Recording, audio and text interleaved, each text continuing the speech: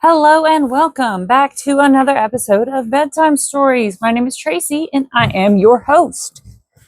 Now we are working on The Return of Tarzan by Edgar Rice Burroughs. We're on chapter 3, but before I get started, I need to ask you some very important questions. Did you brush your teeth yet? Have you gone pee in the potty? Have you got your water? Have you done your stretches? You got it all taken care of already? You're doing so good. I'm so proud of you. Great job. All right, darling. Well, let's go ahead and get to it. This is What Happened in the Rue Maule. Unfortunately, apparently, Mr. Burroughs was able to speak some French, and I do not know the French. So I cannot, sadly, I cannot pronounce half of this. Sorry. I can't pronounce this very well, so I'm doing my best, as we all are at all times. I'm just doing my best. So, on his arrival in Paris, Tarzan had gone directly to the apartments of his old friend Darnot, where the naval lieutenant had scored him roundly for his decision to renounce the title and estates that were rightly his from his father, John Clayton, the late Lord Greystoke. "You must be mad, my friend," said Darnot, "thus lightly to give up not alone wealth and position, but an opportunity to prove beyond doubt to all the world that in your veins flows the noble blood of two of England's most honored houses, instead of the blood of a savage she-ape. It is incredible that they could have believed you, Miss Porter least of all." "Why, I never did believe it, even back in the wilds of your African jungle, when you tore the raw meat from your kills with mighty jaws, like some wild beast, and wiped your greasy hands upon your thighs. Even then, before there was the slightest proof to the contrary, I knew that you were mistaken in the belief that Culla was your mother. And now, with your father's diary of the terrible life led by him and your mother on that wild African shore, with the account of your birth, and final and most convincing proof of all, your own baby fingerprints upon the pages of it, it seems incredible to me that you are willing to remain a nameless, penniless vagabond." "I do not need any better name than Tarzan," replied the ape man. "And as for remaining a penniless vagabond, I have no intention of so doing. In fact, the next, and let us hope the last, burden that I shall be forced to put upon your unselfish friendship will be the finding of employment for me." "Pooh, pooh," scoffed Darnot. "You know that I did not mean that.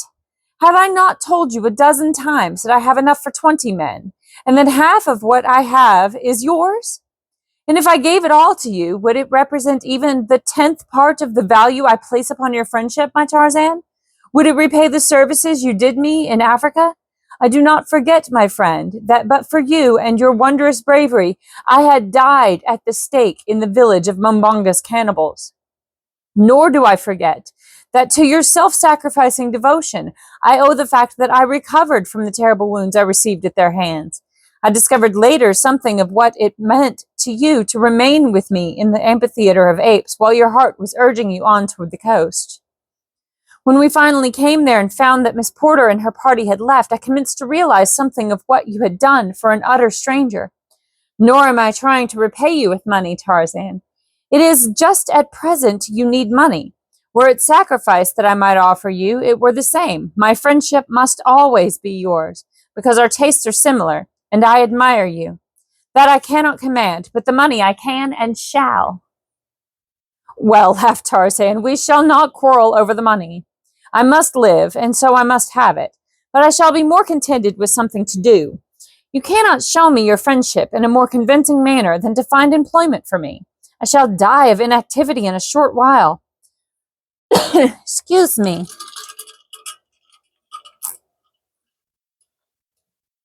Drinking a little bit of ginger ale, sorry. "I shall die of I shall die of inactivity in a short while. As for my birthright, it is in good hands. Clayton is the real Lord Greystoke, and the chances are that he will make a better English lord than a man who was born and raised in an African jungle. You know that I am but half civilized even now. Let me see red in anger but for a moment, and all the instincts of the savage beast that I really am submerge what little I possess of the milder ways of culture and refinement. And then again, had I declared myself, I should have robbed the woman I love of the wealth and position that her marriage to Clayton will now ensure to her. I could not have done that, could I, Paul? Nor is the matter of birth of great importance to me, he went on, without waiting for a reply. Raised as I have been, I see no worth in man or beast that is not theirs by virtue of their own mental or physical prowess. And so I am as happy to think of Kala as my mother as I would be to try to picture the poor unhappy little English girl who passed away a year after she bore me. Kala was always kind of me in her fierce and savage way. I think he meant to me. And anyway, I must have nursed at her hairy breast from the time that my own mother died. She fought for me against the wild denizens of the forest and against the savage members of our tribe, with the ferocity of real mother love. And I, on my part, loved her, Paul. I did not realize how much until after the cruel spear and the poisoned arrow of Mombunga's black warrior had stolen her away from me. I was still a child when that occurred, and I threw myself upon her dead body and wept out my anguish as a child might for his own mother. To you, my friend, she would have appeared a hideous and ugly creature, but to me she was beautiful. So gloriously does love transfigure its object. And so I am perfectly content to remain forever the son of Kala, the she-ape. I do not admire you the less for your loyalty, said Darnot, but the time will come when you will be glad to claim your own. Remember what I say, and let us hope that it will be as easy then as it is now. You must bear in mind that Professor Porter and Mr. Philander are the only people in the world who can swear that the little skeleton found in the cabin with those of your father and mother was that of an infant anthropoid ape, and not the offspring of Lord and Lady Greystoke. That evidence is most important. They are both old men. They may not live many years longer. And then, did it not occur to you that once Miss Porter knew the truth, she would break her engagement with Clayton? You might easily have your title, your estates, and the woman you love, Tarzan. Had you not thought of that? Tarzan shook his head. You do not know her, he said. Nothing could bind her closer to her bargain than some misfortune to Clayton. She is from an old Southern family in America, and Southerners pride themselves upon their loyalty. Tarzan spent the 2 following weeks renewing his former brief acquaintance with Paris. In the daytime, he haunted the libraries and picture galleries. He had become an omnivorous reader, and the world of possibilities that were open to him in this seat of culture and learning fairly appalled him when he contemplated the very infinitesimal crumb of the sum total of human knowledge that a single individual might hope to acquire, even after a lifetime of study and research. But he learned what he could by day and threw himself into a search for relaxation and amusement at night. Nor did he find Paris a whit less fertile field for his nocturnal avocation. If he smoked too many cigarettes and drank too much absinthe, it was because he took civilization as he found it, and did the things that he found his civilized brothers doing. The life was a new and alluring one, and in addition he had a sorrow in his breast, and a great longing which he knew could never be fulfilled, and so he sought in study and in dissipation. I don't think I'm saying that right. But I mean, that's the only way to say it, really. Dissipation.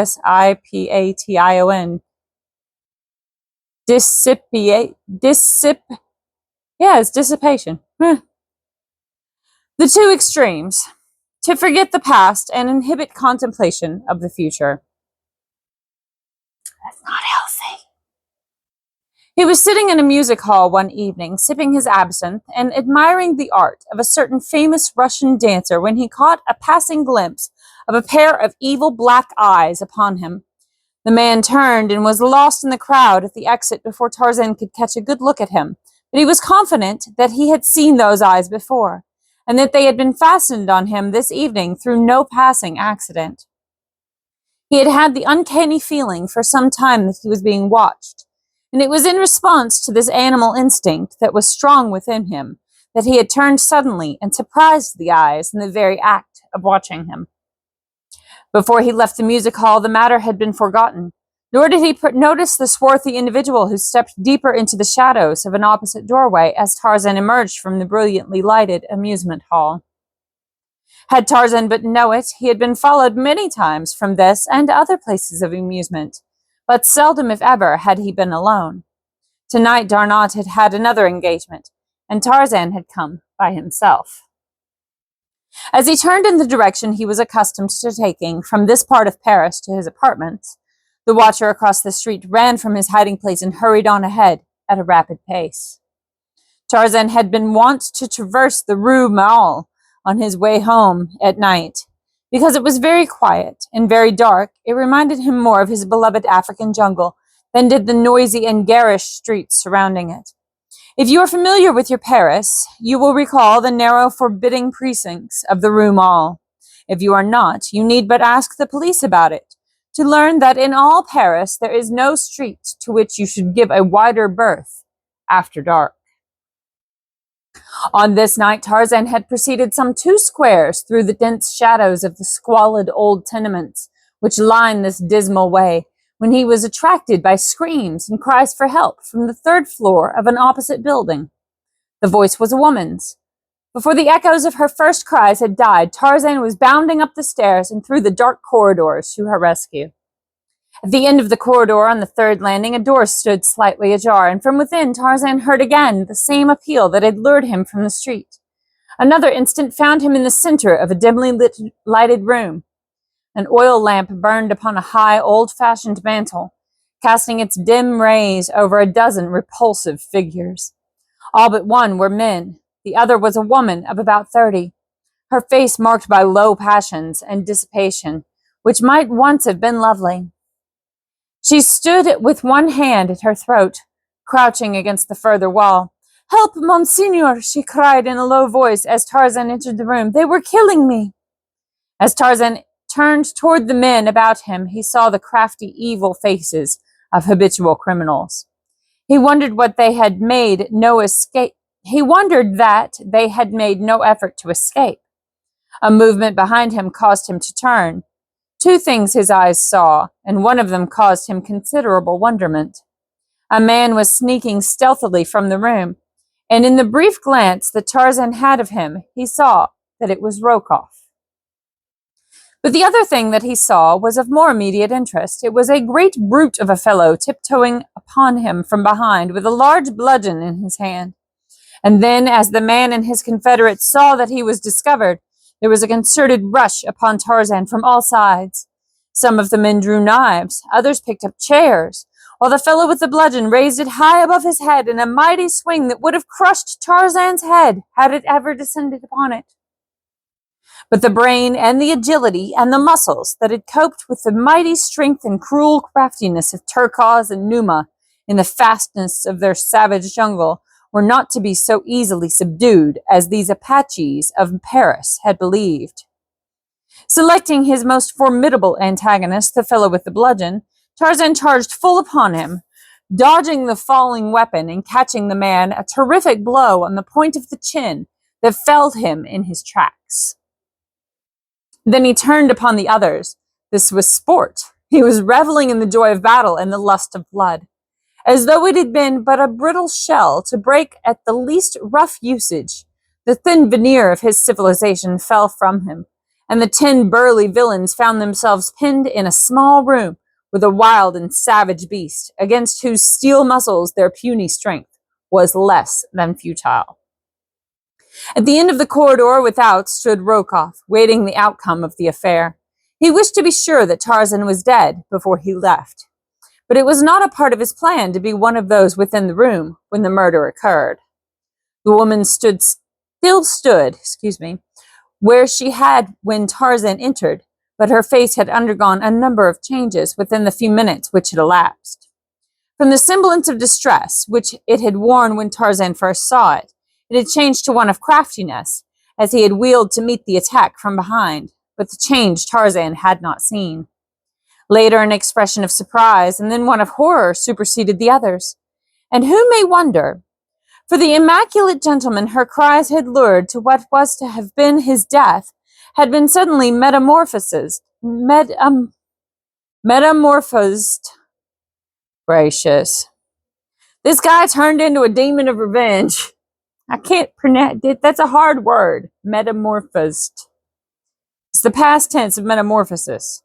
And my tongue doesn't want to make it. Anyway, sorry, going on. Instead of soft muscles and a weak resistance, she was looking upon a veritable Hercules gone mad. Mon Dieu, she cried. He is a beast. For the strong white teeth of the ape-man had found the throat of one of his assailants, and Tarzan fought as he had learned to fight with the great bull apes of the tribe of Kerchak. He was in a dozen places at once, leaping hither and thither about the room in sinuous bounds that reminded the woman of a panther she had seen at the zoo. Now a wrist bone snapped in his iron grip. Now a shoulder was wrenched from its socket as he forced a victim's arm backward and upward. With shrieks of pain, the men escaped into the hallway as quickly as they could. But even before the first one staggered, bleeding and broken from the room, Rokov had seen enough to convince him that Tarzan would not be the one to lie dead in that house this night. And so the Russian had hastened to a nearby den and telephoned to the police that a man was committing murder on the third floor of Rue Mal 27. When the officers arrived, they found 3 men groaning on the floor, a frightened woman lying upon a filthy bed, her face buried in her arms, and what appeared to be a well-dressed young gentleman standing in the center of the room, awaiting the reinforcements which he had thought the footsteps of the officers hurrying up the stairway had announced. But they were mistaken in the last. It was a wild beast that looked upon them through those narrow lids and steel-gray eyes. With the smell of blood, the last vestige of civilization had deserted Tarzan, and now he stood at bay, like a lion surrounded by hunters, awaiting the next overt act and crouching to charge its author. "What has happened here?" asked one of the policemen. Tarzan explained briefly, but when he turned to the woman for confirmation of his statement, he was appalled by her reply. "He lies!" she screamed shrilly, addressing the policeman. "He came to my room while I was alone, and for no good purpose. When I repulsed him, he would have killed me had not my screams attracted these gentlemen who were passing the house at the time. He is a devil, monsignors. Alone, he has all but killed 10 men with his bare hands and his teeth." So shocked was Tarzan by her ingratitude that for a moment he was struck dumb. The police were inclined to be a little skeptical, for they had had other dealings with this same lady and her lovely coterie of gentlemen friends. However, they were policemen, not judges, so they decided to place all the inmates of the room under arrest, and let another, whose business it was, separate the innocent from the guilty. But they found that it was one thing to tell this well-dressed young man that he was under arrest, but quite another to enforce it. "I am guilty of no offense," he said quietly. "I have but sought to defend myself. I do not know why this woman has told you what she has. She can have no enmity against me, for never until I came to this room in response to her cries for help had I seen her." "Come, come," said one of the officers. "There are judges to listen to all of that." Then he advanced to lay his hand upon Tarzan's shoulder. An instant later, he lay crumpled in a corner of the room. And then, as his comrades rushed in upon the ape-man, they experienced a taste of what the Apaches had but recently gone through. So quickly and so roughly did he handle them that they had not even an opportunity to draw their revolvers. During the brief fight, Tarzan had noted the open window and beyond the stem of a tree, or a telegraph pole. He could not tell which. As the last officer went down, one of his fellows succeeded in drawing his revolver and from where he lay on the floor fired at Tarzan.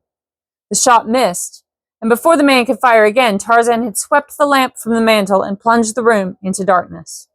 The next they saw was a lithe form spring to the sill of the open window and leap, panther-like, onto the pole across the walk. When the police gathered themselves together and reached the street, their prisoner was nowhere to be seen. They did not handle the woman and the men who had not escaped any too gently when they took them to the station. They were a very sore and humiliated detail of police. It galled them to think that it would be necessary to report that a single unarmed man had wiped the floor with the whole lot of them, and then escaped them as easily as though they had not existed. The officer who had remained in the street swore that no one had leapt from the window or left the building from the time they entered until they had come out.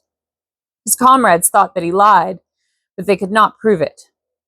When Tarzan found himself clinging to the pole outside the window, he followed his jungle instinct and looked below for enemies before he ventured down. It was well he did, for just beneath stood a policeman. Above, Tarzan saw no one, so he went up instead of down. The top of the pole was opposite the roof of the building, so it was but the work of an instant for the muscles that had for years sent him hurtling through the treetops of his primeval forest to carry him across the little space between the pole and the roof. From one building he went to another, and so on, with much climbing, until at a cross street he discovered another pole, down which he ran to the ground. For a square or two he ran swiftly. Then he turned into a little all-night cafe, and in the lavatory removed the evidences of his over-roof promenade from hands and clothes. When he emerged a few minutes later, it was to saunter slowly on toward his apartments.